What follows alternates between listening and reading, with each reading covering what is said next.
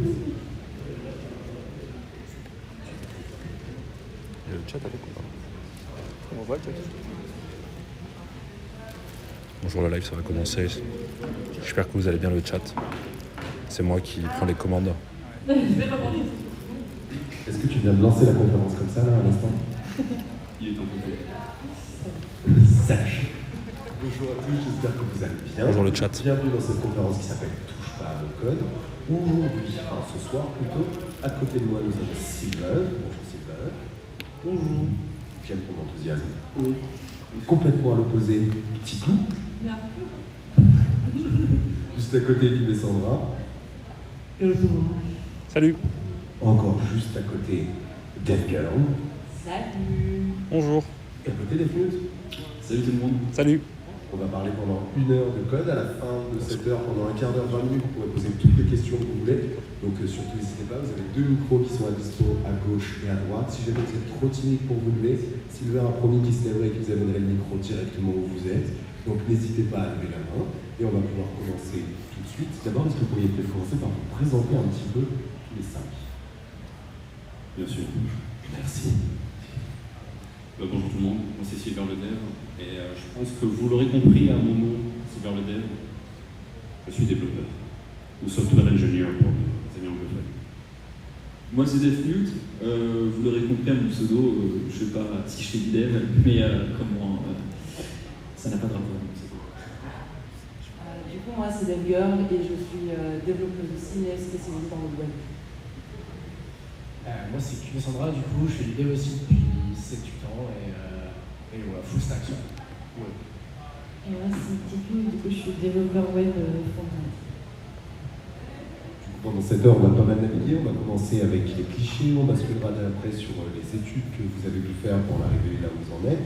On va parler du dev, on va parler de jeux vidéo. On va parler aussi de la représentativité dans le milieu du dev. On va parler de grandes fortunes. On va parler de gros sous. On va parler de Twitch, de ce que vous y faites, de à quoi ressemble la communauté. Et on finira sur le dev event. Est-ce qu'on pourrait déjà commencer par dégager tous les clichés qui entourent le monde du dev, s'il vous plaît? On va essayer, je suis pas sûr qu'on ait le temps de tous les traiter, mais on peut commencer. Le plus simple pour traiter tous les clichés, je propose qu'on fasse un exercice tous ensemble dans la salle. Est-ce que quelqu'un peut commencer un par un, dire à quoi vous pensez quand vous pensez développeur? Comment vous imaginez un développeur aujourd'hui? Barbu à casquette, calme, et juste avant, on a Personne n'a entendu de barbe. Voilà, nerd. Quelqu'un d'autre? Développeur? Allez-y, n'hésitez pas, hein, lâchez-vous. On est entre nous. On a dit cliché, on n'a pas dit que c'était ce que vous pensez. Non, si. N'hésitez pas. Bon, de toute façon, je pense qu'on a compris un petit peu l'idée du cliché. N'hésitez pas dans le chat si vous avez des clichés, bien sûr. À une IA d'imaginer un software engineer, donc développeur, hein, c'est le mot officiel en anglais. Voilà ce qu'on a eu. Donc, c'était une bonne définition. C'était une bonne définition, Barbu. Il manque la casquette, mais on est pas loin. Maintenant, vous voyez les développeurs, ils sont devant vous. Quand même une casquette. Bon. On n'est pas si loin. Donc, je pense que vous voyez qu'il y a un petit détail qui cloche, et c'est un peu ce qu'on va traiter aujourd'hui. Ouais, globalement, ce qu'on peut noter, c'est qu'effectivement, parmi la proposition qu'a fait IA sur le métier du développeur et ce qu'était le développeur, en fait, on voit que c'est que genré masculin et pas féminin, alors qu'en fait, dans la tech, vous allez voir que beaucoup de choses sont issues aussi Et c'est ce qu'on va voir juste après. Mais juste avant de le voir, ce que je propose, c'est qu'on apprenne un peu plus à se connaître et qu'on casse un peu plus de clichés. Et une partie des clichés, c'est les études. Est-ce que juste avant de passer aux études, je peux vous expliquer en quoi en fait le fait d'avoir demandé à une IA de générer des images, c'est pertinent et pourquoi ça représente un cliché? C'est-à-dire le fait que ça prend sur une base de données qui du coup est représentative de l'image qu'on a. Ouais.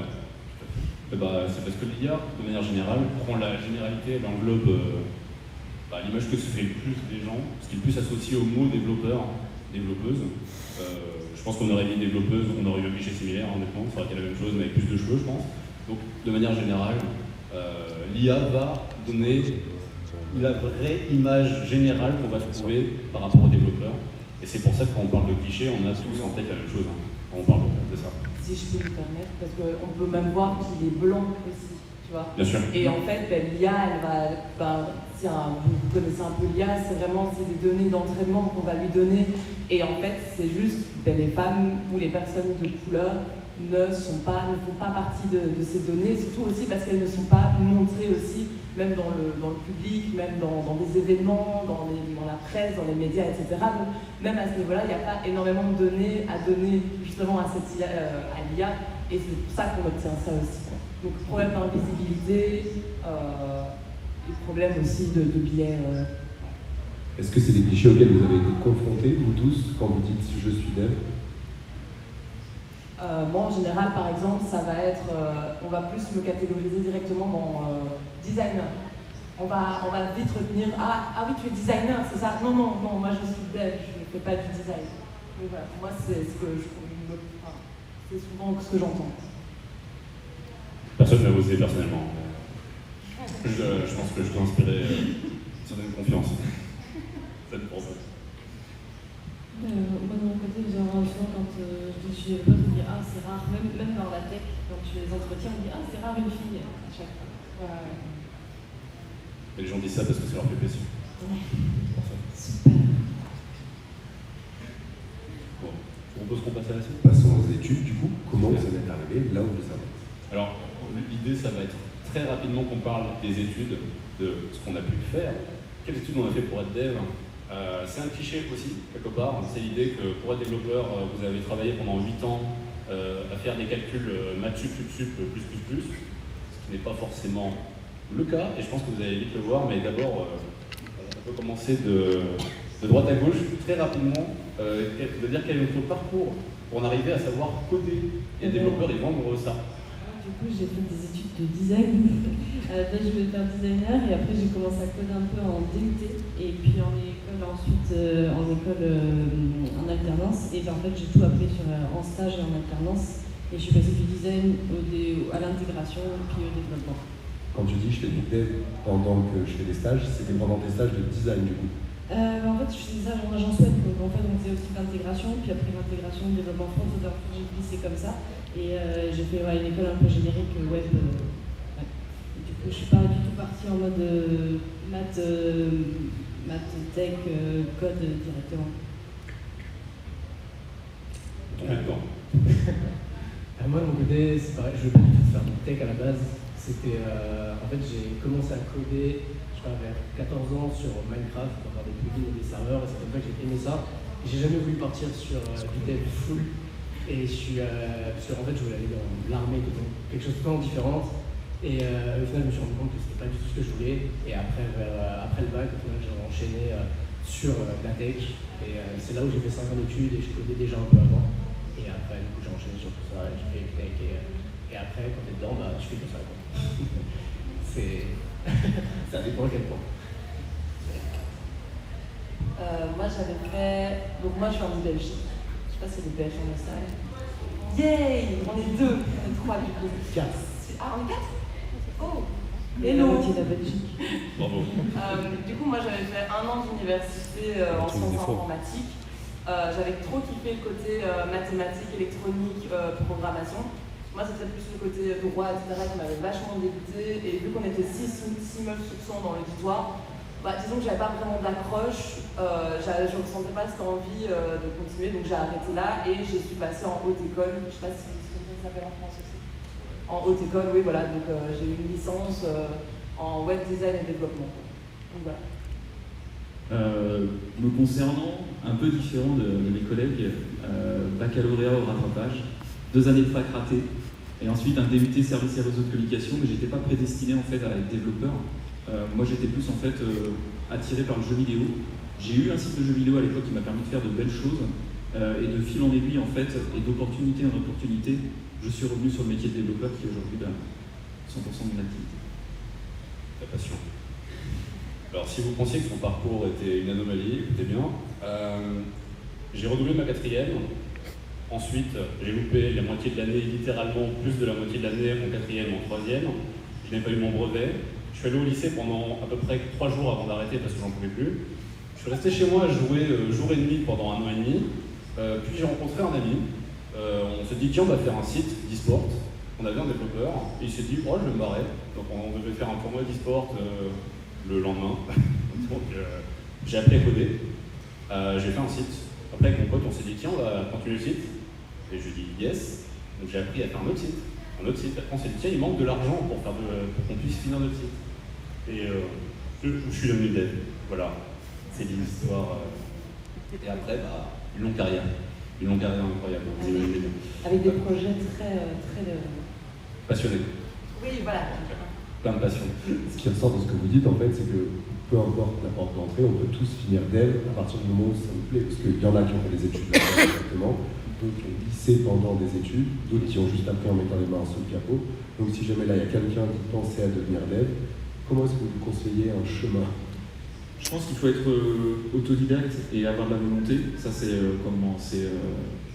obligatoire. Enfin, c'est quelque chose, quand même, le métier de développeur. On a un peu des clichés qui disent que ouais, vas-y, tu te lèves tard le matin, tu fais de l'argent, etc. La réalité, c'est qu'aujourd'hui, en 2023, moi, je veux pas vendre de rêve, mais c'est compliqué en fait d'arriver sur le marché. Donc, c'est pour ça qu'il faut vraiment avoir une vraie volonté que de le faire. Mais si vous êtes motivé, si vous avez des projets, faites-les. Et c'est vraiment ça qui peut vous permettre de progresser et d'arriver potentiellement sur le fait d'apprendre des nouveaux langages, des nouvelles choses.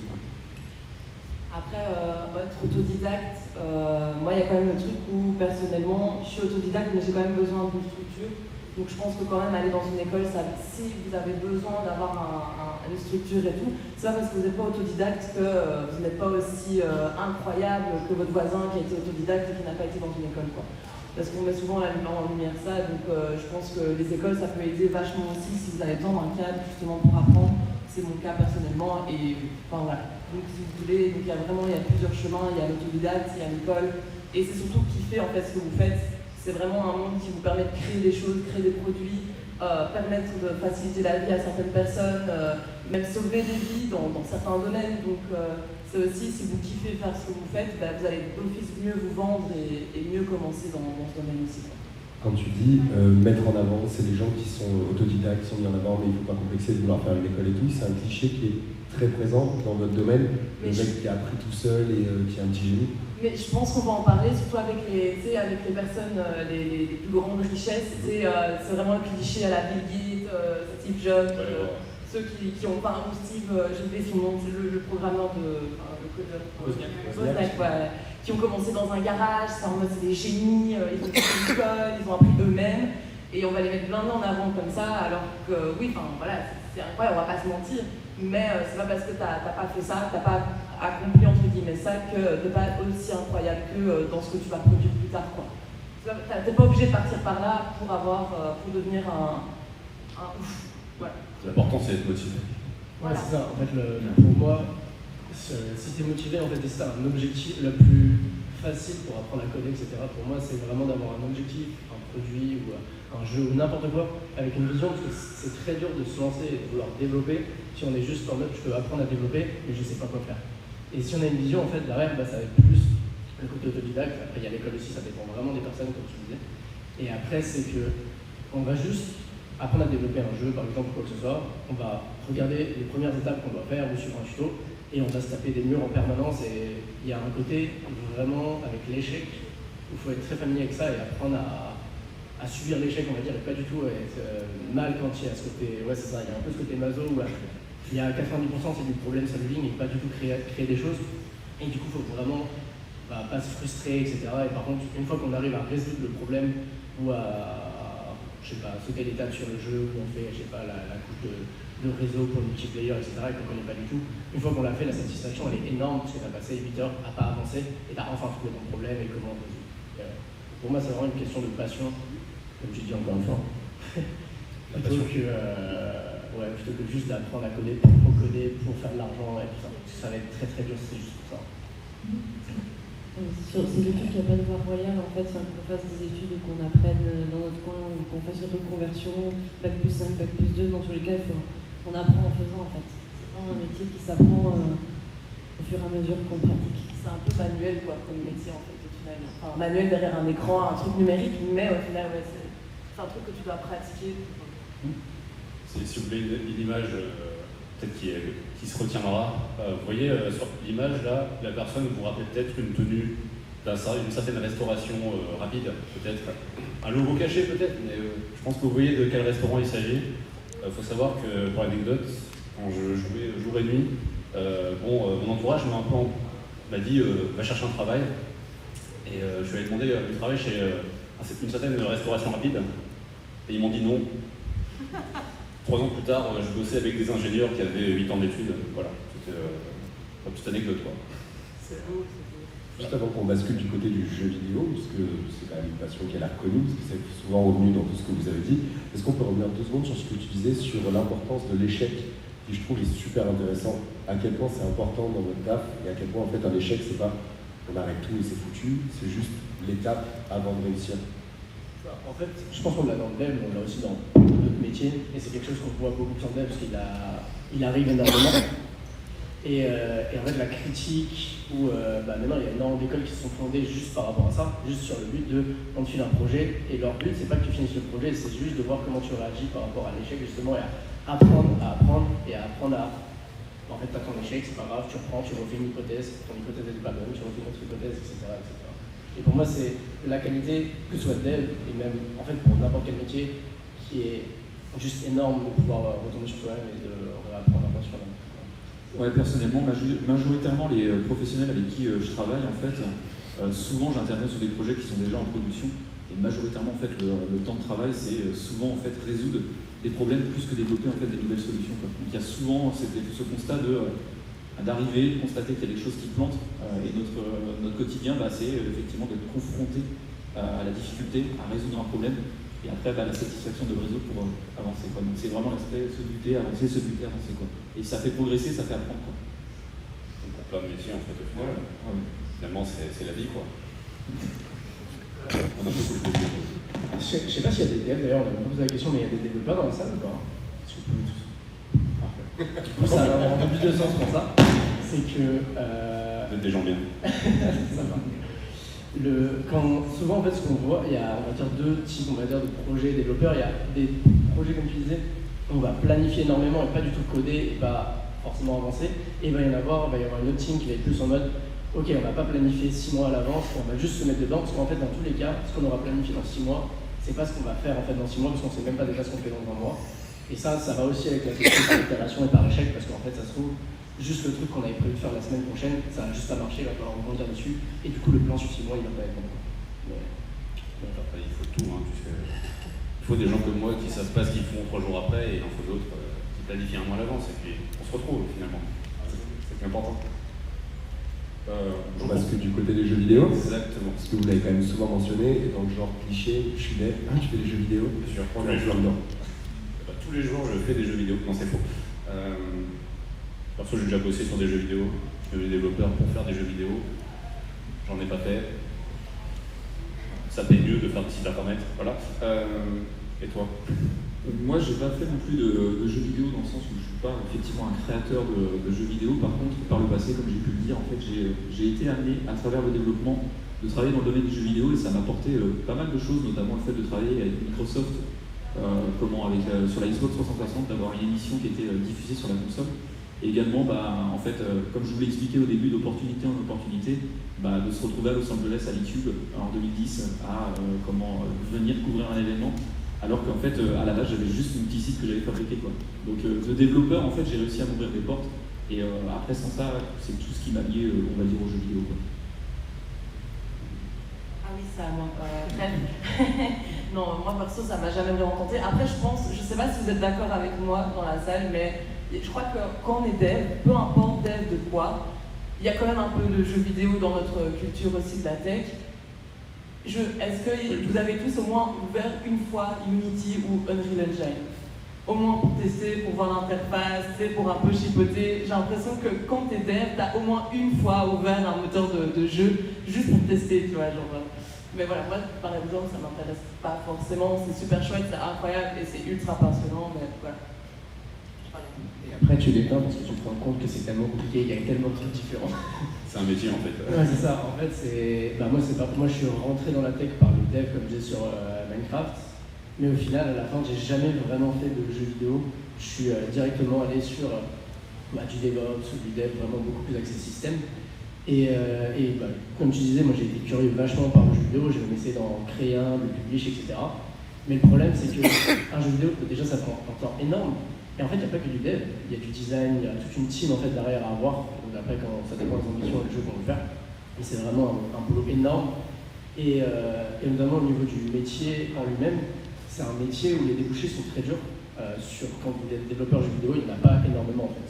Et du coup, c'est pour ça qu'on disait que tu disais facilement un site web ça paye mieux, même si c'est plus facile à trouver comme boulot. Il y en a plus. Ça. Moi, je suis de front, donc du coup, vraiment, le jeu vidéo, je n'ai jamais touché en tant que dev. En fait, c'est un peu paradoxal parce qu'on est sur Twitch, qui est un peu la plateforme de jeux vidéo. On est développeur et en même temps, il n'y a quasiment aucun d'entre nous qui développe vraiment au quotidien des jeux. On fait tous d'autres choses. Donc, du coup, on en parlera après des projets, mais du coup, c'est vraiment une toute petite frange en fait, des devs qui sont dans le jeu vidéo. Même sur Twitch. Ça, et on se rend compte d'un truc, c'est que même en termes de viewers, les joueurs qui vont regarder du code et des joueurs qui vont regarder du jeu vidéo ne sont pas du tout les mêmes. Je ne sais pas si vous vous reconnaissez là-dedans, mais moi il y a 6 ans du coup je faisais exclusivement que du jeu vidéo et là maintenant je fais que du code et c'est pas du tout la même base et même quand on lance un live jeu vidéo c'est pas du tout les mêmes viewers qui nous regardent, etc. Pas le même nombre de gens, ouais, en effet, on l'a remarqué. Un pro, non? C'est ça? D'ailleurs, il faut qu'on paye un truc qu'on ne sait jamais, c'est vrai qu'on ne l'a pas précisé, hein, mais sachez qu'on va parler de Twitch un moment donné, on est tous streamers, il faut quand même le savoir. C'est vrai que depuis tout à l'heure, on est vraiment développeurs, les streamers aussi, hein, voilà. Mais bon, on apprenne à se connaître un petit peu avant. D'ailleurs, pour continuer de se connaître, il y a un sujet qui nous, on va dire, auquel on a bien pensé et dont je voulais vous parler, c'est les 3%. Voilà. Je vous laisse réfléchir à... C'est les impôts. C'est quoi ces 3%? C'est les impôts à Malte. Et DevGirl, tu vas nous en parler un petit peu plus. 3% qui n'ont même pas été respectés par À votre avis, de quoi ça parle les 3%? Est-ce que quelqu'un dans la salle sait de quoi ça parle 3%? 3% de femmes. Je l'ai aussi. Ok. Je t'en prie, DevGirl. Merci. À toi, je vais. En vrai, c'est intéressant parce que il y a quand même allez, je trouve que, je sais pas si tu es d'accord avec moi, petit clou, mais il y a quand même un truc où sur Twitch, j'ai l'impression qu'on a quand même, on a quand même des meufs en fait, qui codent sur Twitch, et en fait, ça représente pas vraiment le milieu du travail, je trouve. J'ai l'impression qu'il y en a plus sur Twitch. Oui, c'est sûr. Si tu es dans le stream, parce que du coup, c'est. Enfin, dans les streamers, il y a. Ouais. Je sais pas, peut-être 20%, un truc comme ça, à peu près. Et alors que c'est beaucoup moins dans le monde du travail. Ouais, c'est ça. Mais en gros, pour aller rapidement, ce que vous voyez en fait, le graphique, en fait, il faut savoir que le métier de dev, donc je vais faire un mini truc histoire et puis on va passer, mais c'est toujours très intéressant. C'est pour dire que de base, le métier de dev, c'était un métier de femme parce que c'était considéré comme un métier de secrétaire. Donc là, ce que vous voyez dans la courbe, c'est la courbe des personnes qui ont fait des études, qui ont été diplômées, je pense. Je pense que c'est diplômé. Et en fait, on voit qu'il y a plusieurs secteurs, il y a loi, sciences, médecine, et en rouge, tu as informatique, et qui à un moment va se péter la gueule, alors que les autres vont continuer à augmenter, et c'est quelque chose qui est ultra intéressant, parce que c'est vraiment la question, qu'est-ce qui s'est passé, pourquoi il n'y en a plus en fait qui s'inscrivent dans Désolé les universités, viewers, il n'y a pas de zoom possible sur la caméra. Petit à petit, en fait. Et ça, c'est vraiment des choses qu'on aime bien aussi en parler sur Twitch. Donc, je suis désolé. Vraiment, si ça vous intéresse, n'hésitez pas aussi à venir, à poser des questions, parce que c'est un truc qu'on adore discuter, en tout cas tous ensemble. Et je sais que même les bon, je sais pas si dire comme ça c'est correct, mais même les mecs autour dans le Twitch, ils adorent discuter de ça, etc. C'est vraiment un truc qu'on parle souvent. Et il y a vraiment des noms de femmes qu'on retient souvent. Je pense que Ada Lovelace, tout le monde la connaît ici, évidemment. Sauf qu'on la connaît comme étant la première programmeuse. Or, qu'en fait, c'est pas seulement ça. C'est par exemple, c'est la mère. En fait, c'est la mère de l'informatique. C'est elle qui a créé ce concept en fait de l'informatique. Du coup, voilà, c'est tous des trucs comme ça qui sont vachement intéressants. Et oui, voilà, j'ai plus grand chose à dire. Il y a Greta Thunberg, j'arrive pas à lire le site. Il y a Eddie Lamar, il y a Grace Hopper, il y a Margaret Hamilton, il y en a un tas qui en fait ont participé à l'évolution de la tech et notre but ici aussi c'est un peu de les mettre en lumière pour aussi encourager en fait, les meufs à rejoindre ce métier quoi en fait, qui est super cool. C'est ça qui est intéressant justement avec Twitch, c'est que... Oui, c'est moi qui filme, en effet. Plus en avant, on va dire aussi les streameuses... J'ai été requis pour filmer ce live. Je suis désolé pour le cadrage, on a l'iPhone. Et il y a vraiment beaucoup de profils, et justement sur le slide que tu as montré après, Silver, on voit un peu de... on voit un peu justement le... D'ailleurs, si vous avez des questions, vous pouvez les garder, parce qu'il y a une séance de questions-réponses à la fin. Perso, moi quand j'ai commencé sur Twitch, moi ça fait même pas un an en fait que je suis là, et il faut dire que donc, je me suis inscrite sur Twitter parce qu'il fallait que je m'inscrive sur Twitter parce que c'est là où il y a tous les devs évidemment. C'est vrai que j'ai été un peu, ils m'ont tous un peu poussé, ils m'ont tous mis en avant et tout parce que, et je pense qu'ils le font avec beaucoup de gens, mais c'est vrai que du coup, moi en tant que meuf, comment je l'ai vécu moi, je me suis sentie vraiment encouragée, accompagnée et que j'étais pas toute seule, donc ça vraiment, encore merci les copains quoi. Donc, voilà. Merci. C'est que, en plus, c'est hyper dommage parce qu'au final, du coup, ça crée vraiment une différence sur les produits, les idées qui sont créées dans le monde de la tech. Parce que forcément, en fait, si vous avez 90% d'hommes et 3% de femmes, quand vous faites un produit, vous avez 90% d'idées qui va venir des hommes et du coup, c'est un peu chiant. Parce que vous allez avoir beaucoup moins de produits. Après, je pense que vous avez compris l'idée. Mais du coup, les produits vont être beaucoup plus axés sur un mix masculin que féminin, etc. Ou que même, c'est pas accessible. Moi, je pense à l'application pour gérer les périodes de règles faites par des hommes, tu vois. Enfin, je trouve ça très drôle, moi. C'est toujours un peu marrant, oui. Est-ce que le fait que vous soyez aussi peu de femmes, vous l'avez senti avant? Aujourd'hui, vous êtes dans le milieu. Est-ce que avant, c'est-à-dire au moment des études, au moment où on peut vous parler de vos futurs métiers, est-ce que c'est des carrières qui sont jamais envisagées, qu'on ne vous présente pas en fait? Pas trop, j'ai pas trop senti dans les études, mais c'est plus au moment de travailler en fait. Après, ça se fait au niveau aussi de mon côté en tout cas, c'est que les stages, alternance, ça écrème petit à petit. Surtout que souvent, les écoles de web, on fait un peu de tout. Il y a un peu de dev, de design, de communication, de gestion de projet. Donc après, ça va se splitter petit à petit.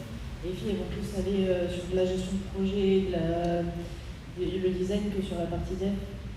Et parce que comme il y a beaucoup de mecs, du coup forcément on se sent un peu tout seul. Moi j'ai toujours bossé dans des équipes où j'étais la seule nana alors qu'on était 10, 15.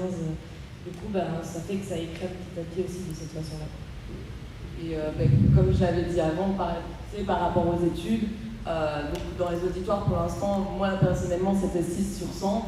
Et le truc en fait c'est que moi, quand on est jeune, c'est qu'on n'a pas d'image féminine justement d'une femme dans la tech qui est puissante, qui est badass et tout, alors qu'il y en a une chier, quoi, mais pardon pour le mot, hein, mais et du coup, c'est vrai qu'en fait, on n'arrive pas vraiment à savoir se dire, moi j'ai envie de ressembler à ça plus tard, ou de t'imaginer en fait toi-même dans ce métier et faire ça plus tard. Et par exemple, moi j'ai pas continué l'université en fait, parce que je pense que j'avais ce manque de représentation. Parce que personnellement, j'ai trouvé mon nouveau, on va dire, rôle modèle pour l'instant, qui est une femme incroyable. Et en fait, ça me donne envie de reprendre justement ces études et d'aller jusqu'au bout et d'avoir un master qu'en fait, j'ai toujours voulu avoir. Mais voilà, c'est des trucs comme ça. Est-ce que c'est pour ça que vous êtes sur Twitch toutes les deux? Est-ce qu'il y a de ça dans le fait de vouloir être aussi un peu ce modèle, de montrer que c'est possible? Ou est-ce que c'est juste par pur plaisir, quoi? Il y a un peu de ça, ouais, mais il y a aussi un peu de... C'est pas le même public et du coup la communauté est vachement bienveillante et ça permet d'échanger avec tout le monde, indépendamment du genre, alors que dans le métier, quand on travaille, souvent il y a plus de friction du fait d'être jeune, du fait d'être une femme, etc. Alors que là, c'est vraiment, on est là pour le code, on échange par rapport à la tech et du coup ça permet de grandir et de faire apprendre des choses mais aussi d'apprendre soi-même. Moi de mon côté, c'est un peu plus ce côté. Moi c'était plus, j'avais envie de faire des conférences un peu à travers le monde et je me suis dit ok, on est en 2022, qu'est-ce que je peux faire pour avoir une vitrine pour commencer à me faire connaître là-dedans, et j'ai pensé à YouTube, à Twitch, et en fait de base je voulais juste faire YouTube et j'ai commencé Twitch et j'ai ressenti exactement ce petit coup que tu viens de dire et du coup en final je reste dedans et je suis trop bien et c'est incroyable en fait et j'ai l'impression d'un peu m'écarter limite de mon objectif d'avant et voilà. Tu t'es bien débrouillé, hein. Regarde, t'es là. On s'est tous bien débrouillés franchement. Bon, en tout cas, merci pour d'avoir donné un peu d'espoir, d'avoir rappelé que les femmes avaient fait de grandes choses dans l'informatique et que c'est quelque chose dont on parle peu. Peut-être parce que certaines personnes se sont appropriées beaucoup de choses que les femmes ont fait dans le passé, s'en sont servies pour faire beaucoup de milliards. Peut-être qu'on va en parler. Petite devinette. Est-ce que dans la salle, allez, au dos mouillé, un peu comme ça, Est-ce que vous avez une idée de, si je prends les 10 personnes les plus riches du monde, combien sont développeurs, selon vous? Quelqu'un? 5. 4. J'ai 4 ici, qui dit mieux? 6 ou 0. 0 ou 6? Ok. Beaucoup de zéros. 2,5. N'hésitez pas, 0. 2,5 à peu près, ouais, moitié. Eh bien, le A, 1, 8, ok. Ah, 8 là-bas. 2. Eh ben, écoutez, c'est drôle parce que le 0 qu'on a pris pour un 6, en fait c'est 6. 6 et 10. Cube. Évidemment. Eh bien, sachez-le, mais sur les 10 plus grandes fortunes, 6 ont été développeurs, au moins avant. Aujourd'hui, moi, je vous avoue qu'ils ont assez d'argent. Désolé, c'est pour compliqué là développer, dessus, on va pas les se écrans, mentir. on voit Mais du tout. aujourd'hui, ils étaient Je vous laisse développeurs, deviner les à un prénoms, moment bien donné sûr. dans leur vie, tous ont codé concrètement, et c'est grâce à ça qu'ils ont Microsoft, commencé, Oracle, ils ont Google, enrichi ce début. Microsoft, Voilà. Tesla. Et merci les femmes au début d'avoir créé tous les outils qui leur ont permis de le faire, mais ça c'est pas grave. On va passer ça. Cube, est-ce que tu peux savoir, est-ce que tu as une analyse sociologique à faire sur le sujet? Parce que je sais que tu avais eu des choses intéressantes là-dessus. Comme il est de droite. Je sais plus du tout ce qu'on a. Alors là-dessus, pour moi, c'est que c'est plus la partie de développeur va permettre, comme disant, en fait, d'avoir tous les outils pour pouvoir créer un produit, pouvoir faire tout de A à Z, parce que c'est un des métiers où en fait, on va dire, la limite de ce que tu peux créer, c'est un peu ton imagination par rapport à ça. Si demain, tu as un problème dans la vie et que tu as envie de le résoudre, être développeur, c'est quelque chose qui va te permettre de le faire. Il va te permettre de juste en fait te dire, ok, ça me saoule en fait tous les jours de ma vie, bah juste let's go, j'arrête d'avoir ce problème et je vais le faire. Et donc après, ça peut créer ton produit, de le valider. Et ouais, en fait, c'est juste cette partie-là, c'est que ça, en fait, on n'a pas besoin d'investir des millions pour pouvoir créer un produit, on n'a pas besoin, on peut tout faire soi-même. Et moi, pour moi, c'est la plus grosse théorie que j'ai là-dessus, c'est que si tu veux faire tout ton produit toi-même, tu as beaucoup moins de chances d'avoir des problèmes de communication, d'avoir des problèmes juste avec tes associés, avec les gens avec qui tu bosses, de diviser, etc. Donc c'était tout seul ou avec tes associés. Voilà. Sachez que c'était un élément extrêmement motivant de se dire qu'on pouvait tous devenir multimilliardaires, voilà, tous, depuis notre chambre évidemment. On n'en sort jamais, il faut le savoir. Condition d'être blanc quand même, je tiens. Est-ce que c'est des modèles pour vous? C'est quand vous vous lancez dans le dev? Est-ce que c'est des histoires que vous avez en tête qui résonnent tout le temps? Parce que J'adore le dire, tu disais, c'est le cliché avec lequel on nous bassine, de personne qui commence dans son garage, qui finit avec une fortune et tout, etc. Ma seule inspiration, c'est Deathmute dans la vie. J'espère que vous aussi, sinon vous pouvez quitter ce stream, bien sûr. C'est vrai qui tourne en fond. Deathmute ou rien. Alors, attendez, il faut que je précise juste un tout petit peu. Toutes ces personnes, sans exception, il me semble, dites-moi si je me trompe, il me semble de mémoire qu'il y en a au moins 5 qui étaient multimillionnaires dès le départ. Oui, voilà, il faut le savoir quand même. à la base. Voilà, on ne porte pas tous égaux, voilà, il faut le savoir. Moi personnellement, ça va. C'est pas vers ça que je veux tendre.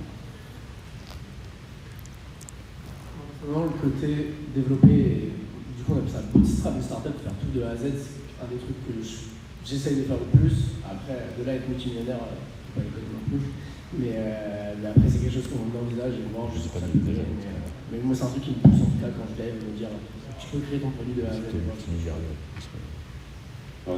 On n'y croit pas comme ça, mais tu vois, une petite scène de The Social Network, le film où Mark Zuckerberg fait Facebook, tu vois, avec la petite musique, ça motive quand même. Tard le soir, à minuit et demi, là, on est un peu fatigué, ça donne un petit coup de pouce quand même, c'est vrai. Je pense qu'il y a quand même une certaine forme de satisfaction en fait, à réussir. Et c'est vrai que quand on développe, moi personnellement, quand je développe des side projects, donc quand je fais effectivement des choses à côté de mon travail, il y a toujours cet espoir de se dire on se donne du mal pour arriver à un résultat qui va porter des fruits. Donc, je pense que quelque part, ce qu'on voit au travers des autres qui réussissent, c'est aussi peut-être une forme de motivation. Après de là à avoir à espérer être à égalité par rapport à ces personnes-là, je pense que c'est totalement démesuré et que malheureusement, la vie d'un projet, et quand vous faites un projet web ou un projet, on va dire, de développement, la réussite parfois n'est pas uniquement liée en fait à votre bon vouloir. C'est-à-dire, vous pouvez faire un produit vachement bien, vous pouvez arriver en fait au mauvais moment, et malheureusement en fait ça ne fonctionnera pas. Et c'est ça qui peut être un peu déroutant. Voilà, normalement c'est le moment où vous y croyez plus, vous dites mais quand est-ce qu'ils vont nous parler de Twitch quand même? Parce que bon, c'est bien sympa tout ça. Mais... Revenons-y. En fait, on s'est tous rendu compte, je pense ici, qu'on ne sera pas milliardaire tout de suite. Non, c'est peut-être pas le plan immédiat, pas tout de suite. Ça va venir, mais pas tout de suite. On s'est dit, bon, tant qu'à faire, autant s'amuser. La Twitch, c'est sympa quand même, on pourrait faire des Twitch. Un petit flou. continue un peu pour différentes raisons. Mais J'espère que vous aimez bien les slides, bien sûr. en fait, globalement, si on y va, si on fait tous du dev sur Twitch, c'est quand même pour partager notre métier et slash passion. Enfin, c'est parce qu'on est tous passionnés ici, puisque si jamais c'était vraiment juste un métier alimentaire, on répand le stream le week-end et le soir. Et moi par exemple, je travaille la journée, je stream aussi des fois le soir ou le week-end du code en plus. Et après, on peut faire des projets hyper variés, c'est-à-dire que moi, j'ai beaucoup fait de projets de code pour mes streams, parce que je stream aussi du jeu vidéo à côté. Du coup, je faisais des lives de code où je développais des plugins pour OBS, pour Twitch avec des API, pour pouvoir interagir en fait avec ma communauté. Et donc en fait, je développais du code qui me permettait d'enrichir mon stream, qui me permettait de streamer le code, enfin la boucle est bouclée. Donc avec des interactions on-chain qui font des actions sur OBS directement dans le live, des choses comme ça. Et donc moi j'ai beaucoup streamé sur ça, mais après j'ai aussi fait des projets freelance que j'ai pu live, que j'ai pu développer directement avec ma commune. Donc ça me permet en fait à la fois de pouvoir partager ce que je fais, de pouvoir rendre ça un peu plus sympa que de juste coder dans mon coin et d'en profiter pour discuter avec des gens. Ça me permet d'apprendre aux autres personnes des choses que je connais. Ça me permet aussi des fois quand je suis bloquée qu'on m'aide et qu'on puisse m'apprendre des choses dans le sens. Enfin, il y a énormément de choses qu'on peut développer. C'est pas forcément développer des jeux vidéo, c'est peut-être développer un peu de tout. Et je vous laisse parler de vos projets. Attends, j'ai que ici. Du coup, vu qu'on ne devient pas milliardaire en faisant du dev, on va devenir milliardaire en faisant du Twitch. Totalement. Non, ça marche pas non plus. Mais en gros, pour moi, un des gros apports sur faire du live coding sur Twitch, il n'y a pas que le côté, comme je disais, transfert de connaissances sur on va apprendre le côté pédagogie, on va apprendre aux autres et à la communauté à comment coder, etc. Mais aussi l'autre côté, c'est que nous apprennent aussi beaucoup, on a beaucoup de feedback sur les produits, sur... En fait, quand on développe un projet, on va avoir le retour sur c'est moche, c'est pas bien, c'est pas utilisable, ils peuvent tester. Et après, il y a le côté, il y a un soir, t'as pas envie de coder dessus, mais en fait, t'as ton live Twitch et t'as plein de gens qui sont derrière et qui suivent le projet. Et en fait, c'est la réunion avec eux, en fait, tu vas bosser dessus, quoi. Et donc, voilà, moi, c'est les gros apports par rapport à Twitch, surtout là-dessus, que je kiffe en tout cas, surtout. Et puis, c'est stylé de coder en live. D'ailleurs, Defnut, il m'a dit que vous ne l'aidiez pas beaucoup sur ces projets, donc je crois qu'il faut que vous l'aidiez un peu plus la prochaine fois. Ou alors, on dit il m'a dit son chat n'était pas dingue, quoi. Ou alors, ça le sent bon encore à faire. Ça va. Sachez qu'il vous critique quand vous n'êtes pas là le chat. C'est trop mignon, mais très j'ai l'impression d'être hyper égoïste quand je les entends. Moi, j'avais juste envie de moi, pour moi. Allez, je me dis, tu fais de la veille, tu es dev, tu dois faire de la veille, tu dois toujours te mettre à jour sur tout ce qui est technologie, etc. Et je me suis dit, autant, on va dire, comment on dit encore pas récupérer le temps, mais Rentabiliser. Voilà, autant rentabiliser ton temps et en faire quelque chose aussi en même temps. Et donc je me suis dit, let's go, Twitch. Moi, perso, la première fois que j'ai fait un live, c'était avec une caméra que j'ai achetée à 5 € dans un supermarché. Et j'ai lancé le live comme ça en mode, vas-y, on voit, tu lances, on s'en fout, tu vois. Et en vrai, c'est hyper désordonné, je fais un peu n'importe quoi. Mais je kiffe de ouf en fait. Et c'est hyper intéressant parce que tu découvres justement cette communauté qui vient, qui t'aide, qui te montre qu'est-ce que tu peux faire, par où tu peux aller. Et je sais même plus c'était quoi la question. Voilà. Souvent tu remarques que si jamais tu as streamé du jeu vidéo avant, et c'est potentiellement le cas de personnes juste à ma droite, tu remarques que bizarrement, tu avais 5 viewers qui venaient de voir jouer, tu lances un stream où tu te dis oh je vais coder un site, tout le monde s'en fout. En fait vous êtes 50. Voilà. C'est bizarre le jeu du jour au lendemain. D'ailleurs, vous êtes que 26, là, il y a un problème, là. Allez chercher vos frères et vos sœurs et vos parents, s'il vous plaît. Dans un domaine qu'on atteigne les 50, s'il vous plaît, là, let's go. C'est que quand tu tapes, du coup, la catégorie development, etc., en fait, tu te retrouves facilement au-dessus de la liste parce qu'il n'y a pas 20 milliards de personnes comme dans le jeu vidéo, quoi. Parce que c'est la meilleure catégorie. D'ailleurs, Defnut t'en sais quelque chose. Ouais, non, après, ce que je tiens à souligner, c'est que en fait, la communauté est extrêmement bienveillante. Ah oui, ça va, pardon. Que, en fait, vous pouvez être, bougez pas, je vais coder pour lui. Tout comme, en fait, il y a toujours matière à apprendre, et ça, c'est hyper intéressant. Et Bonjour on Nidouille, rend ça, en fait, bonjour Lorraine. hyper ludique. Moi le premier en fait. J'espère que vous allez bien Lorraine. Merci beaucoup pour le raid, ça fait très plaisir. Putain, le timing était incroyable par contre. Les gens peuvent payer avec des points de chaîne pour comment me voir faire des comptes et aussi mettre en fait, un seul égale 10 comptes. Et en fait du coup ça a créé une espèce de personnes régulières qui viennent en Je vous remercie juste après le raid. suivre un peu l'épopée des projets que je fais, mais qui viennent aussi pour pouvoir entre guillemets faire du sport. On peut appeler ça du sport, bien sûr. Est-ce qu'il fait bien les pompes d'ailleurs ou pas? Et au-delà de ça, ce que je voulais dire, c'était que Il fera des pompes pour moi, je voir. développe des projets side, c'est-à-dire que en fait, quand je suis en live, c'est pas des projets de mes clients, c'est vraiment des produits que je conçois, et généralement, c'est des produits autour de Twitch.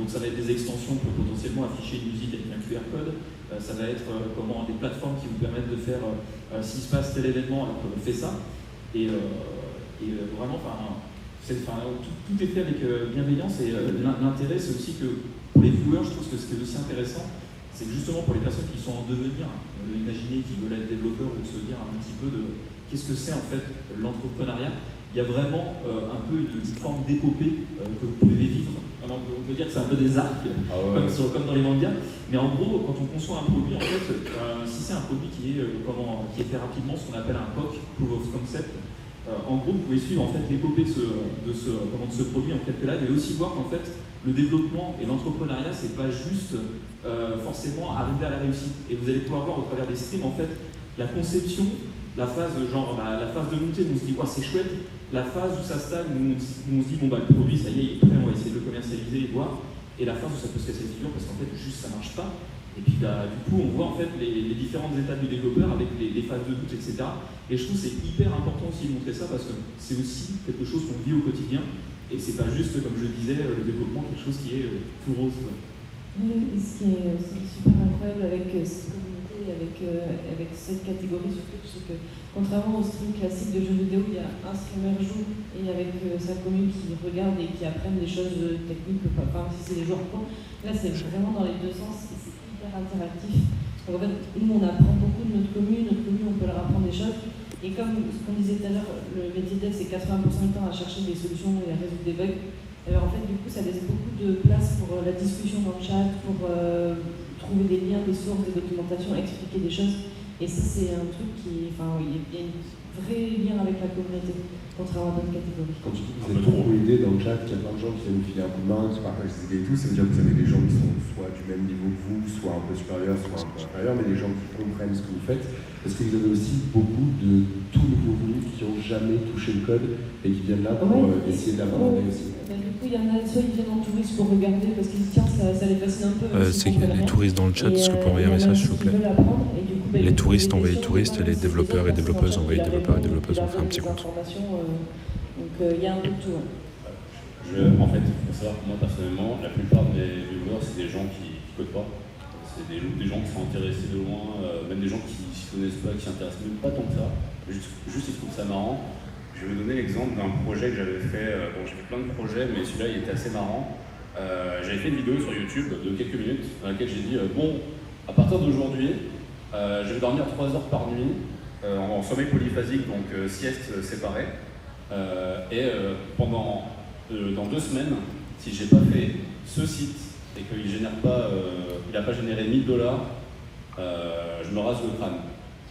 C'est rasé le crâne. Voilà, je me suis rasé le crâne. Spoiler, il se trouvait que le choix du projet n'était pas le bon, mais c'est ça l'entrepreneuriat. N'abandonnez pas, mais gardez vos cheveux quand même, si vous pouvez, gardez-les. Mais c'était une aventure que je ne regrette pas, parce que finalement le projet que j'ai fait là m'a servi pour plus tard dans une version différente. Donc au final, rien de perdu, et c'est très drôle pour la communauté. Et ce projet, c'est une façon pour moi d'éviter de faire ce qui nous arrive tous, à savoir commencer le live et dire allez, on va bosser, 1h30 plus tard, allez, on va commencer à bosser, là vraiment, on va y aller, on va coder. Non, mais désolé, il n'y a pas de stream officiel. Bon, il est tard quand même, les c'est amis, un stream que à l'iPhone, donc je suis désolé pour le son. Vous engueulerez des FMUT de ne pas avoir pris un micro par contre. On dit qu'on code, hein. On code un tiers du temps. Il y a énormément d'humains en fait, comme je le disais dans la communauté, et des fois en fait les gens aiment juste entendre venir discuter avec nous, on parle. Et des fois quand on me dit que je suis plus streamer just chatting que développeur, t'es pompiste si tu fais des pompes. Il faut le dire, beaucoup de pompes quand même. On le voit sur l'image, hein. C'est lui en haut à gauche, il faut le préciser là, vous voyez. Voilà, très important de le dire. Mais donc on aime bien faire des projets, faire des choses qui sont autour. En fait finalement c'est un peu un socle. Le dev, ce qu'on code, ce qu'on crée, c'est un socle. Un peu comme les gamers vont jouer en fait. Mais ils font pas que jouer, je veux dire, ils discutent, ils ont une personnalité, ils font des choses. Bah, nous on fait pareil mais sur le socle de la création. Dans la salle, on a une cinquantaine, je pense. J'ai l'impression que tu avais passé au slide suivant. Pour ceux qui sont devs et qui se posent la question est-ce que je peux me lancer sur Twitch ou pas. Moi, souvent, le truc souvent qu'on me disait, c'était ouais, moi j'ai peur qu'on va juger, enfin qu'on vienne et qu'on juge en fait la qualité de mon code ou qu'on juge la qualité de mon projet, etc. En général, ça n'arrive pas que très rarement. Ou alors il y a un viewer qui vient et qui dit oh, JavaScript c'est nul, voilà, et après il se barre. Le chat, vous pensez quoi du PHP, le chat? Moi, ce que vous pensez du PHP, le chat? Francophone dev, entre le PHP et le JavaScript, c'est énorme. Alors, je crois qu'on a la saison 2. Non, mais en vrai, moi, j'avais une question plus pour vous, à ma gauche et à ma droite. C'est justement cette peur de commencer à streamer et de montrer son code. Parce que quand même, en fait, bon, les jeux vidéo, on va me dire, en e-sport, c'est la même chose, ok. En fait, j'arrive pas à avoir le chat, donc je ne peux pas vous répondre, je suis assez triste. Donc, en fait, je suis un streamer éclaté au sol. Sur la qualité de tes compétences, on va dire, entre guillemets, est-ce que ça vous a fait peur ou pas, en fait? Je suis désolé. Moi, je me suis jamais trop senti jugée sur le code, parce qu'en fait, les viewers, ils sont contents de voir que ça avance, de voir que ça fonctionne, et en fait, on veut afficher des choses, faire avancer le projet. Des fois, on discute un peu des bonnes pratiques, qualité de code, tout ça, mais assez peu. Même s'il y a eu des grands débats dessus, on n'a jamais trop fait de tests en live ou des choses comme ça. Et non, l'idée c'est plus que ça fonctionne en fait, et de voir que le truc s'affiche. Et la majorité des gens qui viennent, c'est pas des pros de la tech non plus. En fait, vous n'avez pas trop de Jean-Michel, je sais tout, qui vient. Il y a le Jean-Michel, je sais tout. Il y en a. Mais en général, ils tiennent pas longtemps. Comme elle dit, ils disent ah, c'est nul et ils s'en vont. Mais même s'ils sont là, ils sont gentils en fait. Oui. La majorité du temps. Non, mais en général, ils ont de l'argent, ils payent des subs, donc on leur veut pas. On les pardonne juste pour ça. C'est la seule raison, il faut le préciser. D'ailleurs, renouvelez votre Prime d'ailleurs. Si vous avez Prime, c'est gratuit, n'hésitez pas à sub, bien sûr. C'est que le code, il est jamais propre. Genre, dans tous les cas, tu aimes que ton code, tu aimes pas le code des autres. Je veux au moins 5 subs d'ici la fin du live, bien sûr. Et voilà, c'est tout. Donc en fait, tu suis pas excité après. Sachez que je touche même pas d'argent en plus pour ça. Mais en fait, moi, souvent, le réflexe que j'ai adopté dans ce genre de cas, parce qu'il faut savoir que je suis vraiment un adepte où j'engueule les gens en leur disant je vais coder du code sale. Ce que je vais faire ce soir, ça sera pas légal, ça ne respecte aucune convention. Voilà, partez si vous n'êtes pas prêts, si vous ne savez pas voir ce code. Donc souvent, j'engueule les gens en leur disant faites un choix. Soit on fait du sale ce soir, soit on fait quelque chose qu'il ne faut pas faire, mais au moins on a un projet. Soit on se dit oui, ça va être parfait. Je vais respecter toutes les règles. Et en fait, une semaine après, on a fait une ligne. Donc, il faut faire des choix dans la vie. Soit on fait les choses, soit on les fait au mieux, et en fait, on espérait les faire mieux, mais on les fait pas. Arrête d'inciter les gens à faire des choses illégales, s'il te plaît. Non, mais c'est pas ce que tu crois. C'est la passion, pardon. Je vous ai pas parlé de tous mes projets. Mais voilà, est-ce que tu as quelque chose à rajouter? Non, je pense que... Si vous avez des questions dans le chat, surtout gardez-les pour vous parce que j'arrive pas à ouvrir les commentaires. En fait, je dois double-cliquer sur vos commentaires pour les ouvrir et c'est pour ça que l'écran est trempe parce que je galère à les ouvrir. Vous faites du code toute la journée. Quand le soir vous rentrez, vous streamez du code. C'est-à-dire que c'est à la fois votre métier, votre passe-temps, mais c'est aussi juste une passion en fait. Comme quelqu'un qui travaillait dans le jeu vidéo et rentrerait faire du jeu vidéo, ou un peintre qui peindrait toute la journée et rentrait pour faire du stream peinture. Oui, rien de ça. Moi, il y avait des fois où c'était à la fois, je faisais les deux en même temps, bosser et streamer, du coup comme ça me motive à bosser. Et après, sinon, les fois où je stream le soir, le week-end, en plus de mon taf, c'est pour faire des trucs pour moi. Donc en fait, quand c'est nos projets perso, moi, ce qui me concerne, c'était développer des choses sur Twitch pour interagir avec la communauté, avec les bonnes chaînes. En fait, c'est des choses où c'est beaucoup plus rigolo que ce qu'on fait au quotidien, où on fait nos petites applications internes pour des clients bancaires, des trucs boring. Là, on fait des trucs pour nous, où c'est nous qui choisissons ce qu'on veut faire. On fait je veux que ça fasse tourner les roues et que ça fasse des cotillons. Alors, à gauche, en plus de le faire en live, vous avez Petit Clou. On interagit avec des gens, et donc du coup, en fait, c'est complètement différent quand on bosse, parce qu'on passe beaucoup de temps à parler. Ensuite, et c'est plus intéressant. Cube et Sandra, DevGirl, DevMute et un mec bizarre qui s'appelle Silver, je crois. T'as la techno que tu veux utiliser, tu ne retrouves pas un truc où ils veulent absolument utiliser du Pascal, du COBOL, je ne sais quoi, et t'es là non. Et le mec à droite, c'est Hugues, celui qui modère. Oui, c'est ça, il y a ce côté aussi où tu t'amuses, en fait, finalement, tu fais un peu pleine de jeu, quoi. Tu découvres des choses, et c'est vrai que, en fait, c'est une autre dynamique que quand tu bosses. Donc, ouais, c'est impliquant aussi que les streamers qui font du code codent vraiment. Hein. Quelque part, on passe les 3 quarts du temps à parler, donc forcément. Alors, ouais, et puis tu fais ta journée où. Et moi, c'est Stan, bien sûr, enchanté le chat. Une journée pourrie au taf, et vu que je fais totalement autre chose sur ta soirée, même si tu tapes sur un autre client ou quoi que ce soit, c'est totalement différent et tu as ta journée pourrie et tu es en mode, en fait, ce que je veux faire ce soir, je sais que c'est stylé parce que c'est un truc que je fais pour moi ou autre chose, même si après ça dépend. ouais, ça implique aussi que tous les développeurs soient assidus et ne passent pas la moitié de leur journée à la machine à café, évidemment. Merci ES17. S'il y a 10 subs, je face reveal mon visage, bien sûr. Est-ce qu'on passe même pas direct aux questions? Sinon je face reveal pas. Et on va faire un tour à la Twitch Red ensemble. Au développement. OMG, leak, dev event. Les personnes qui sont autour de cette table se sont dit, vas-y, si on faisait un event, et en fait ça s'est organisé, mais vraiment très rapidement à l'arrache. On a repris le concept du Z-Event, on a appelé ça le Dev-Event, et pour l'endométriose, on a été capable de lever 21 000 €, ce qui est pas rien, ce qui prouve Alors que c'est pas pour l'endométriose, c'est contre l'endométriose. Et que du coup, ça prouve qu'il y a des gens qui sont vraiment passionnés par le développement, et ça fait plaisir de voir que pour ce type, en plus de... Désolé, t'es pas au courant, tu veux. Il y a vraiment en fait une vraie motivation qui a été faite, et ça fait extrêmement plaisir d'avoir pu faire ça. Une communauté engagée et qui a du pouvoir d'achat quand même. Hein. Le préciser. Pas si niche que ça en fait. Ouais. on espère avoir une version 2. Hein, mais... Je tiens à dire que l'un des premiers dos qu'on a eu était quand même de 1 000 € hein, quand même, donc j'insiste sur le pouvoir d'achat. Merci Xavier. Mention spéciale à Xavier, on pense à toi. Bon, on passe aux questions, histoire de ne pas trop rester dessus. Est-ce qu'il y aura un Dev-Event 2? On ne le dira pas aujourd'hui, peut-être. Toutes les deux, s'il vous plaît. On veut des leaks. Réserver la date, c'est en octobre, bien sûr, je leak, je m'en fous. Vous avez des micros qui sont juste à côté de vous, à gauche et à droite. Si vous avez des questions pour eux, n'hésitez pas. Et je vous la pense, s'il faut. Tant pis. Je vais le mettre au fond de la salle pour le attraper. J'allais le chercher sinon. Je te pousse aussi pour aller le chercher. Au pire, oui, vous pouvez vous mettre les uns derrière les autres en attendant. Positionné sur les starting blocks. Est-ce que vous entendez toujours le son ou pas? Pas sur le... Bonjour, merci pour la conférence, c'était super intéressant. Moi j'étais beaucoup intéressée par le dev à l'époque et tout à l'heure on parlait de coder en fait des jeux vidéo, coder des sites, coder des apps. Comment est-ce que c'est vraiment difficile de passer d'un codage de site web, vous avez peut-être l'habitude, et du jour au lendemain vous dites ah maintenant en fait j'ai envie de coder des jeux vidéo, qu'est-ce qu'il faut faire pour réussir à coder des jeux vidéo? Est-ce qu'il y a des choses que vous observez qui sont réutilisables? Il faut tout recommencer. Quel que soit le langage en fait qu'on utilise en règle générale, c'est comme un dictionnaire, c'est-à-dire que dedans en fait tu vas avoir des mots qui te permettent de comment réussir à faire une fonctionnalité précise. Ce qui est important, c'est de comprendre l'algorithmie. L'algorithmie, c'est comment fonctionne par exemple une machine à café.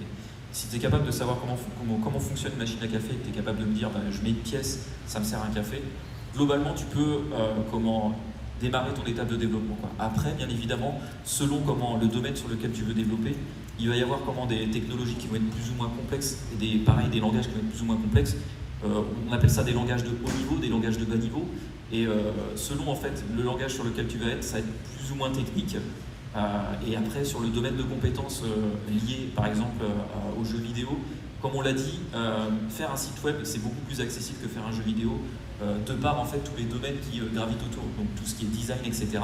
C'est vrai qu'en web, on peut relativement bien s'en sortir, versus le jeu vidéo, c'est quand même beaucoup plus technique en termes de conception globale du produit. C'était plutôt à titre d'exemple pour savoir à quel point vous pouvez être flexible sur le développement sur plusieurs plateformes différentes. Ça tombe bien là-dessus, je suis en train de développer un jeu vidéo, mais qui est un jeu plutôt de gestion, voire stratégie. Donc, on va dire que c'est un jeu web, ce qui fait que je peux très facilement... C'est comme un site au final, le jeu, pour ceux qui ont déjà joué à WoGame peut-être, ou Dofus à la limite. Et voilà, bon, français. Les Français dans cette salle, Dofus, quand même. Voilà, merci. Au moins une personne. Mais sachez que c'est des technos web qui sont utilisés pour développer ces jeux. Et à partir du moment où c'est des technos web, Selon moi, c'est simple. La seule question, c'est le gameplay. Le gameplay, ça peut être des images, des sons, et là, c'est encore un autre métier que développeur. Mais sinon, c'est du web, donc il n'y a pas de problème en soi. Il faut que je sois bon, il faut qu'il y ait un bon gameplay, sinon à part ça, c'est bon. Par contre, dès que ça part sur du Unreal Engine ou du Unity, compliqué. Là, c'est pas le même métier. Enfin, c'est pas le même métier, il faut savoir utiliser ces outils. C'est des années d'apprentissage. Ouais, la capacité d'adaptation, en fait, on l'a pas de façon innée, quoi. Nous, on a un domaine vraiment de prédilection. Et c'est sûr que si demain tu me demandes de faire un jeu vidéo, je vais devoir monter en compétence. C'est-à-dire que je ne suis pas développeur de jeux vidéo, je suis développeur web. Et c'est ça qui fait qu'après, c'est ton domaine sur lequel tu vas te spécifier qui va faire ton apprentissage, tes connaissances, etc. Donc on ne peut pas switcher d'un domaine à l'autre si facilement. Ça, s'il y avait juste un truc, moi pour moi c'est juste lance-toi dedans, essaye et tu vas apprendre sur le temps. C'est ce que je vais faire. C'est la passion. Let's go. N'oubliez pas, la passion, quoi qu'il arrive, ça passe tout. Objectif 4%.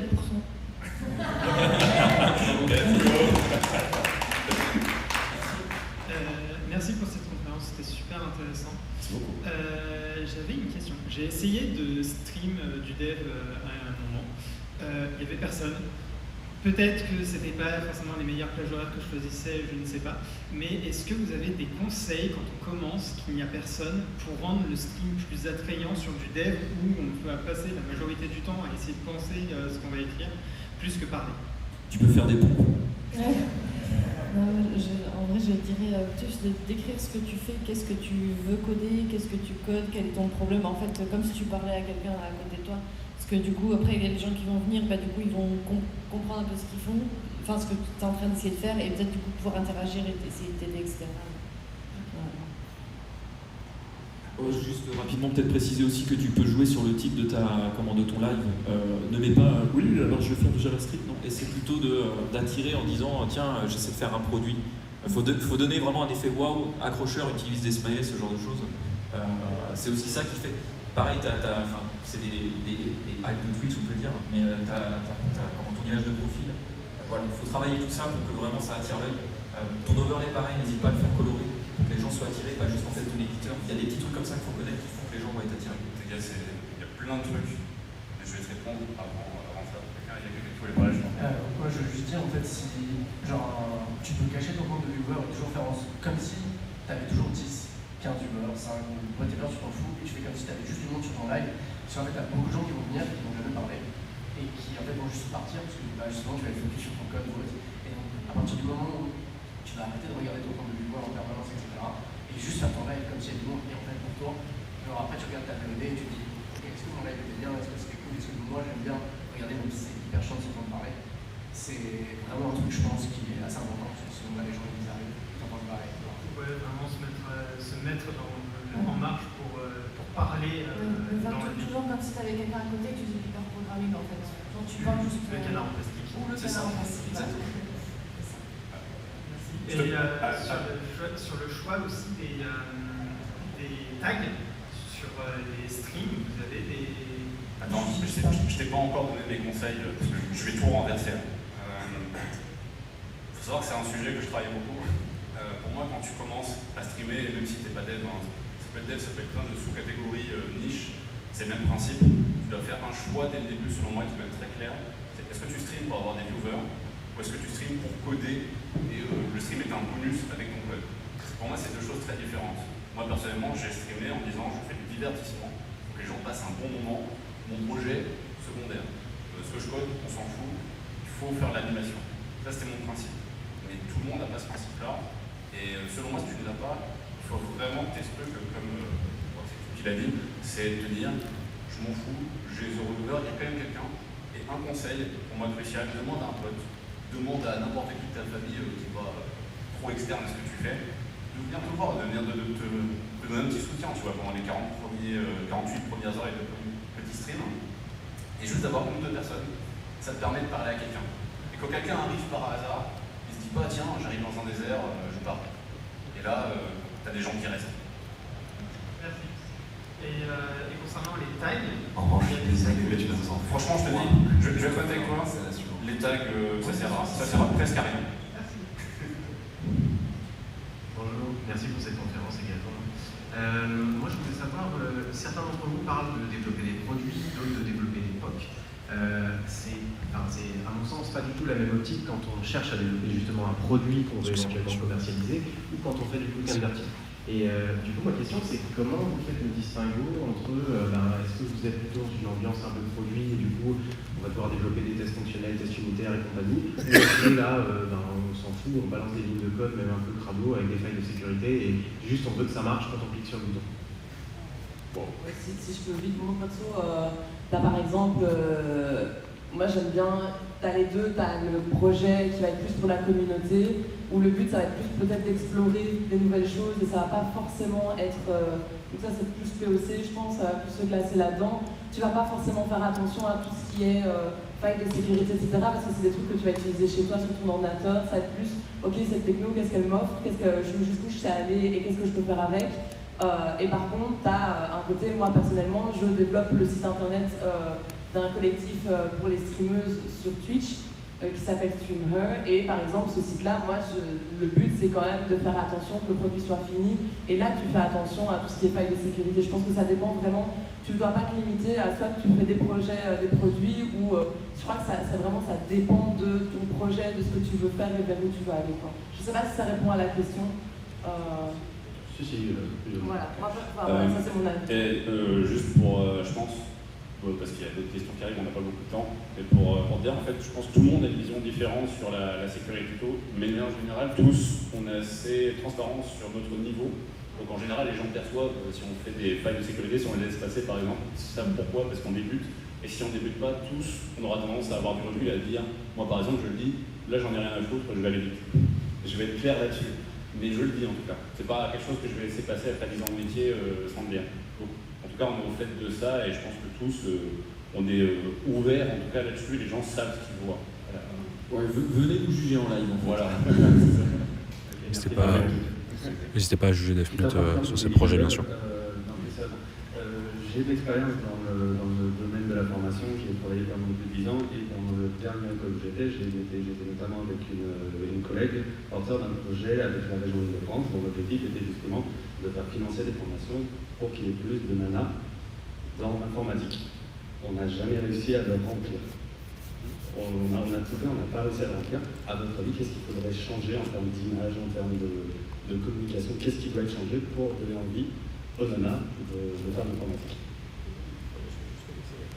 Moi, du coup, je t'ai invité, il y a eu un énorme sujet aussi là-dessus, parce que nous, c'était même pas 3%, je crois que c'était 1%. On n'aura pas trop de temps, allez vite. Ouais, et en fait, le souci, c'est que la mentalité, même dans les écoles tech, en fait, on voyait déjà pour les filles qui étaient dedans et tout, c'était très compliqué, parce que déjà, elles sont toutes seules, donc en fait, c'est le plus dur, je pense, c'est de passer de 3, 4, 5%, parce que ça va être toujours compliqué pour elles. Et en fait, le bon, ce serait de réussir à passer de 3% à 50%, mais c'est quelque chose qui est très très dur à faire. Et là, moi dessus, j'ai pas la réponse.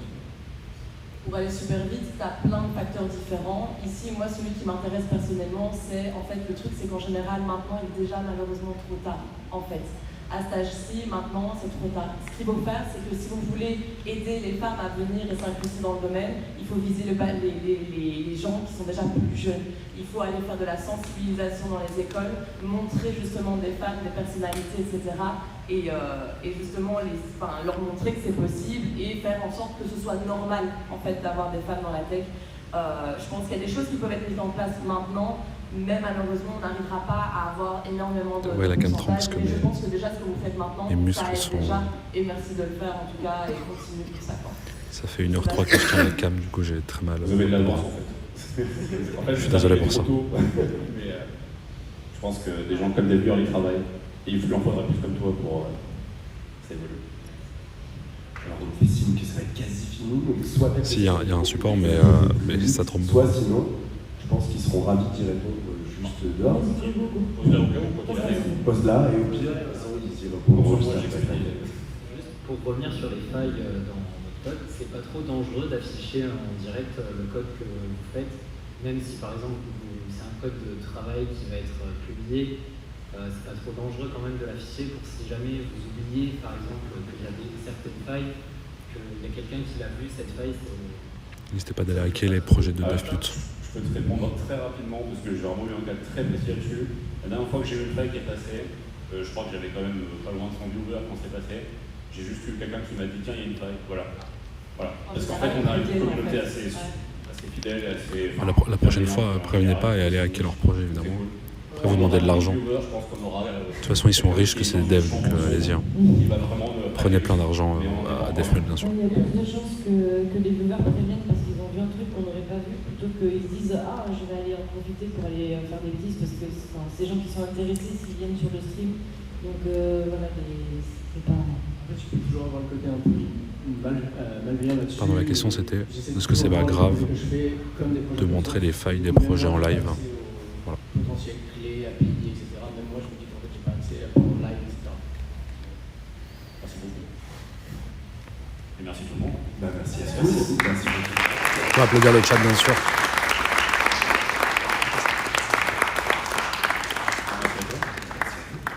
Si vous avez des questions après, n'hésitez pas. Je te donne ça. Le chat, c'est fini, bien sûr.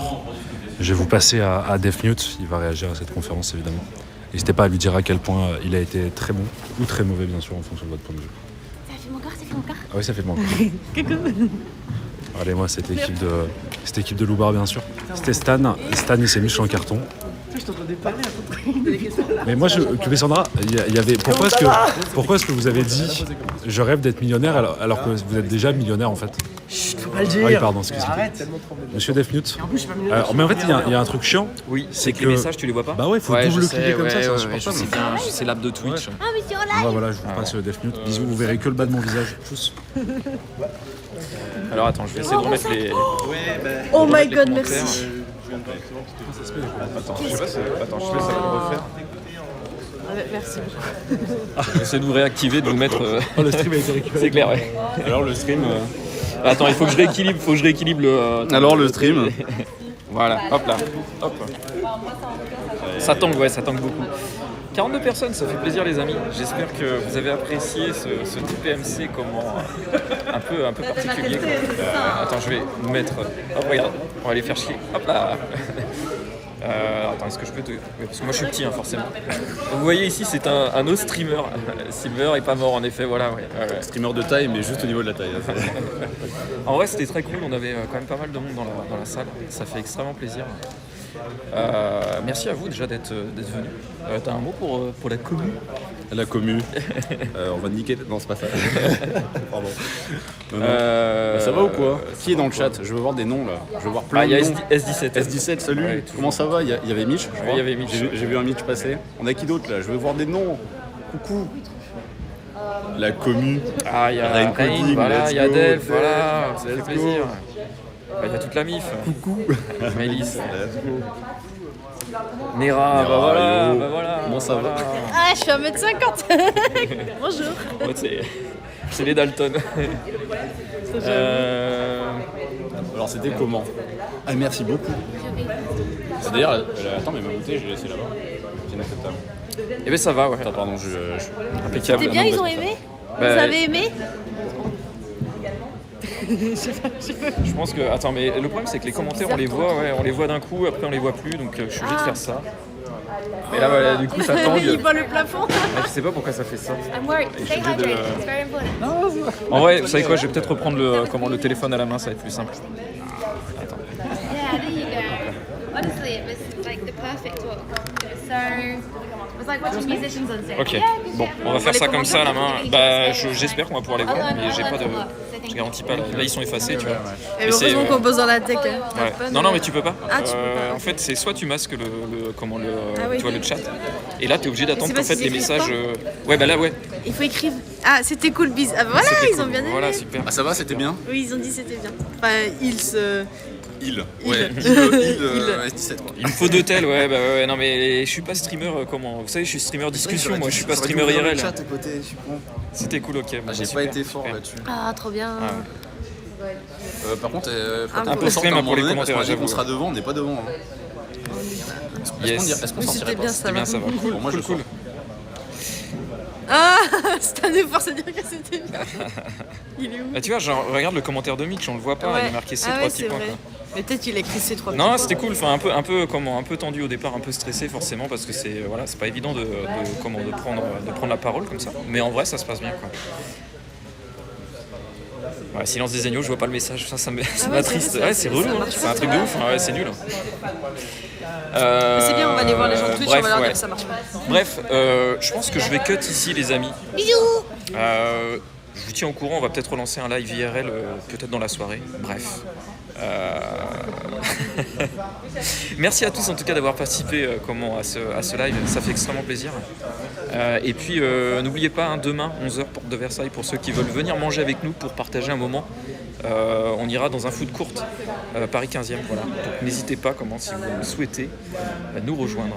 Je vous fais des bisous. Merci à vous d'avoir été présents, ça fait extrêmement plaisir. Et à très vite. Salut.